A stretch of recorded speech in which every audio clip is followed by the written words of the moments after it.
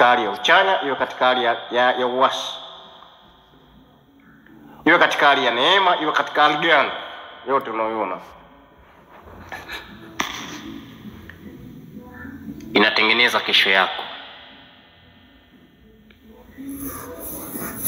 inatengeneza baada yako,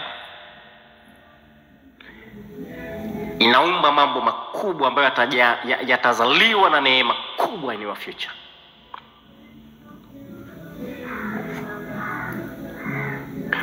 Unaona jinsi ulivyo wakati huo, unajitazama asubuhi, mchana na usiku, unajiona na ufanana.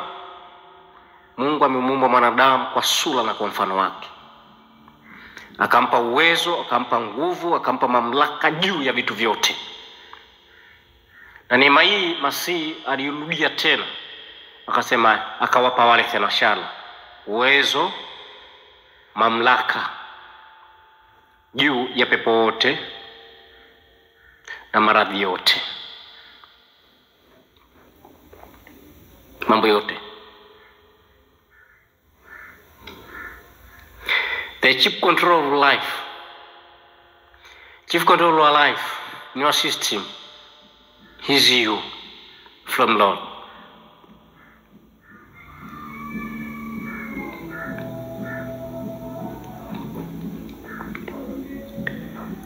Uwezo wa kufikiri,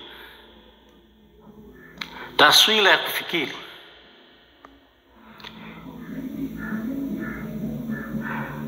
ajengeki kwa sababu ya kutazama mambo kadha wa kadha. Mambo mengine yako ndani, ndiyo asili ya mtu ya moja kwa moja. Ukimwona mtu kama ni mwanamke anakaa kwenye kioo masaa mawili matatu anajitazama, ni asili yake, ndivyo jinsi alivyo, ndivyo alivyoumbwa. Sio anataka au amejifunza au kuna mahali amekwenda chuo fulani akajifunza. Ni asili, ni kile kitu anasikia anataka kufanya hivi. Unakisikia unachokiwaza kwenye moyo wako, chochote ambacho unakiwaza moyoni mwako ambacho kina neema, kile unachokisikia moyoni mwako, lile jambo unaloliwaza katika nafsi yako usiku na mchana, ndivyo ilivyo. Ni package ambayo iko ndani mwako.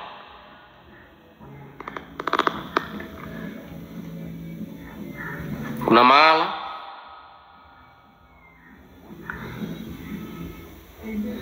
kuna mambo unayataka, unatarajia, ndivyo ilivyo. It's so natural. Sio kitu kwamba kimejengwa na watu, kwamba kimeelekezwa, umefunzwa. No.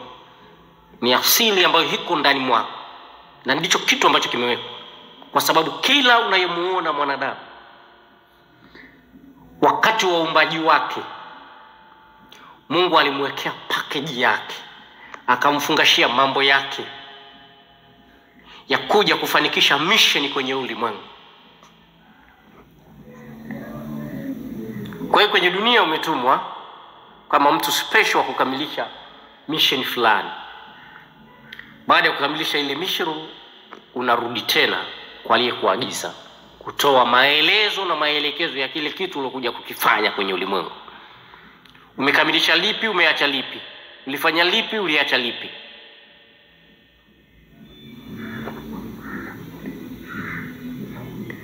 Kama yako mambo makubwa unayohitaji, unayataka, endelea kuyataka, endelea kuyafikiri, endelea kuyawaza, endelea kuyaona.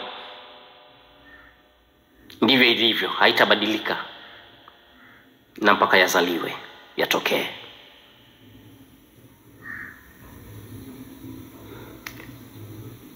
Kuna mtu ambaye ni wewe uko nje unatembea, na kuna mtu ambaye ni wewe uko ndani unamuelekeza aliyeko nje nini cha kufanya.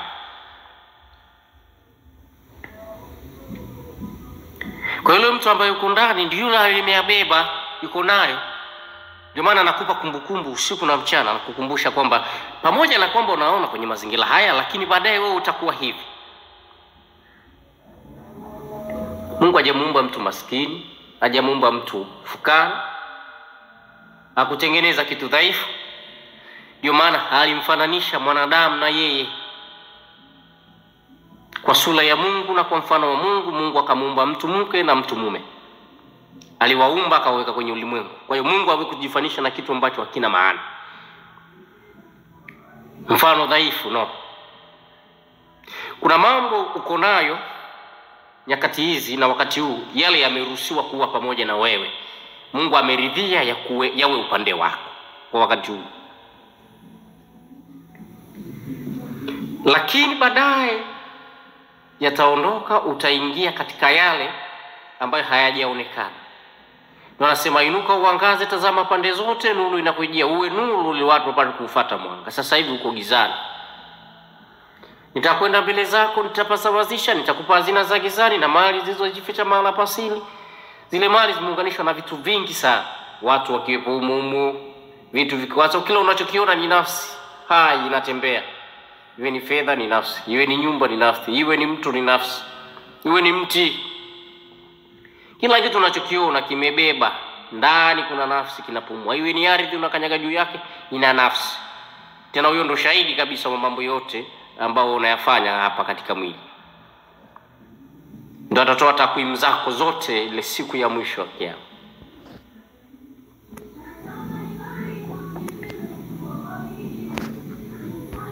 Kwa yale yako,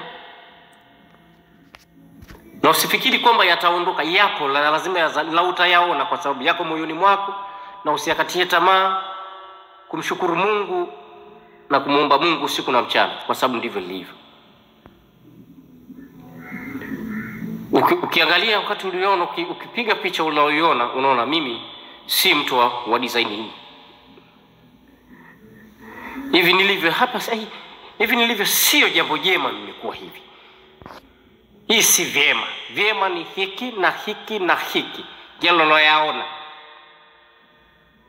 Lakini kuna ahadi iliyopo ni kwamba mambo yote haya yatapatikana, yatazaliwa, yatakuwepo na yatakutumikia usiku na mchana.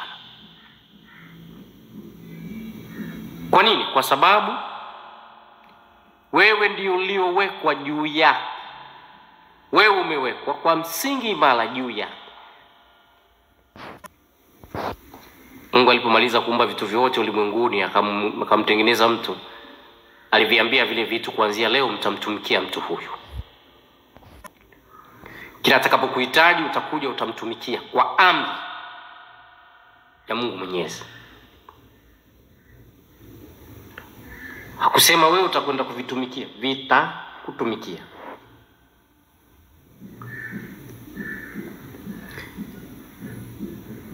Kwa nyakati hizi si sababu, kwa sababu mwenye riziki ya mwisho is God. Mungu wako tu. Anayempa pumzi mwanadamu ni Mungu. Kiumbe chochote unachokiona ni Mungu. Anayeridhia jambo lolote limtokee mtu kitu ni Mungu. Wewe mmea ukienda ukafika wewe na panga ukaukata, Mungu karidhia mmea ni nafu leo wewe kuwepo. Umeungoa, umekata na mizizi, umeangusha, ni Mungu kataka, si wewe. Wewe umekuwa sababu ya kukamilisha mission ya ile jambo. Umefika tu umepata injury, umeanguka chini uko hapa, ni Mungu, si wewe. Mawazo yako yasije yakakudanganya, sio wewe. Mwenye mamlaka ya mwisho juu ya vitu vyote ni Mungu, sio mtu. Tukumbuke hilo. Jinsi ulivyo, unavyokwenda, unavyosimama, umekutana na watu, kuna watu unazungumza nao, ni Mungu kataka, sio wewe. Kuna nafasi watu wengine wanazipata, wanazipoteza, nafikiri imepotea. Ni Mungu karidhia, sio wewe. Kila kitu Mungu ndiye anayeridhia, sio mwanadamu. Tumepewa neema ya mtakatifu wa Mungu Kristo Yesu kutuongoza na kutuonesha njia zilizo bora na uelekeo wa maisha yetu. Mwisho wa siku tunaelekea wapi? Pamoja na kukamilisha mipango na makusudi ya Mungu kwenye hii dunia, lakini mwisho wa siku tunaelekea wapi? Madaraja yale yatakapoanza kufunguliwa, vitabu, kila tukio itakuwaje? Mission zipi tumekamilisha na mambo yapi tumeacha? Kitu kinachomtenganisha mtu na Mungu wake ni dhambi,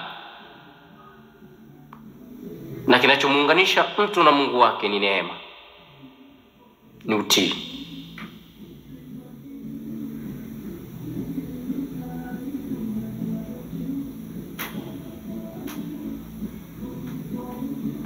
Kumbuka kushukuru usiku, kumbuka kushukuru mchana. Hata uhai na pumzi ulionayo ni neema.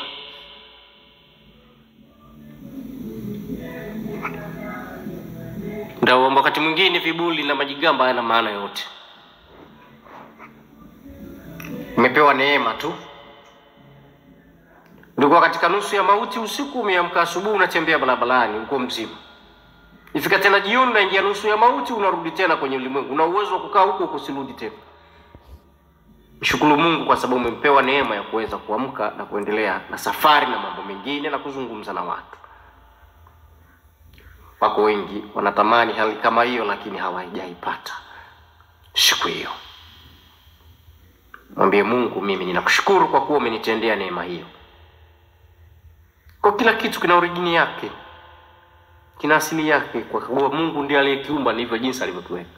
Mwenye mamlaka ya mwisho juu ya mambo yote na vitu vyote ni Mungu, si mwanadamu. Na mimi nikutakie neema hiyo na baraka na uweza mtakatifu wa Mungu na uwe juu yako usiku na mchana. Na Mungu akutangulie aweze kuyafanikisha yale unayotaka katika nafsi yako, katika moyo wako. Yafanikiwe kwa kiwango cha 100% kwa utukufu wa Mungu ukiwa juu yako na kutangulia majira yako, ili neema hiyo uliopewa, uliowekewa, iweze kukutumikia na kuyafurahia matunda ya Mungu kwenye ulimwengu. Mungu awe pamoja na wewe, akulinde usiku, akulinde mchana, na ila zote ziwe mbali na wewe. In Jesus' name. Amen.